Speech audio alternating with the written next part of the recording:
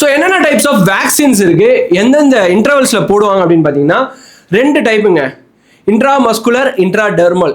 இந்த 2 டைப் தான் போடுவாங்க. இன்ட்ராமஸ்குலர் அப்படின்றது ஷோல்டரில் போடுறது.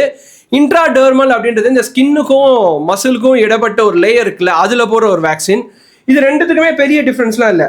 இன்ட்ராடெர்மல் போடுறோம் அப்படின்னா 24 மணி நேரத்துக்குள்ளே போடணும். அடுத்தது 3ஆம் நாள், 7ஆம் நாள், 14ஆம் நாள், 28ஆம் நாள். அதே போல் வந்து இன்ட்ராடெர்மல் அது வந்து அன்றைக்கே போடணும். அடுத்தது 3ஆம் நாள், அடுத்தது 7ஆம் நாள், அடுத்தது 28 நாள். ஸோ இது மாதிரி ரெகுலர் இன்டர்வல்ஸில் 4 to 5 டோஸு கண்டிப்பாக ரேபீஸ் வேக்சினை கம்ப்ளீட் பண்ணி இருக்கணும். நீங்கள் சப்போஸ் ரேபீஸால் அஃபெக்ட் ஆகிட்டீங்கன்னா. ஸோ இது வந்து ஜஸ்ட் லைக் தட்லாம் ஒரு அவேர்னஸ் வீடியோவாக எடுத்துக்காதீங்க. இட்ஸ் எ சீரியஸ் இஷ்யூனா. நம்ம ஊரில் நம்ம தெருக்களில் நிறைய நாய்க்களை நம்ம பார்க்குறோம், ஓகேங்களா?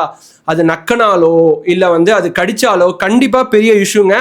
சப்போஸ் உங்கள் குழந்தைங்க இருந்தால் அது கிட்ட விடாதீங்க, ஓகேங்களா? நீங்கள் சாப்பாடு வைக்கிறீங்களா, தூரமாக இருந்து வச்சுட்டு வந்துருங்க.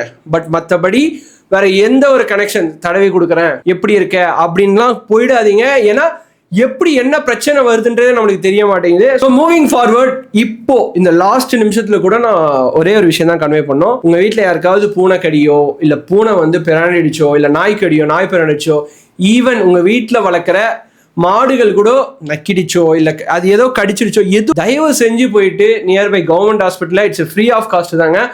முந்தி மாதிரி தொப்புல சுத்தி 16 ஊசிலாம் கிடையாது. இந்த 4-5 டோசஸ் மட்டும் எடுத்தாலே போதும். கண்டிப்பா போய் போட்டுக்குங்க. ஹெசிடேட் பண்ணாதீங்க. அது நம்ம வீட்டு நாய் தானே, நம்ம வீட்டு மாடு தானே, நம்ம வீட்டு பூனை தானேன்னு ஹெசிடேட் பண்ணாலே பிரச்சனைகள் வரும். ஏன்னா ஹெசிடேட் பண்ணா அந்த பிரச்சனையை போயிட்டு சால்வ் பண்ற அளவுக்கு சொல்யூஷன் இருந்தா பரவாயில்ல. சிம்டம்ஸ் வந்தாலே முடிஞ்சிருச்சு அப்படின்னும் போது நத்திங் கேன் பி டன்.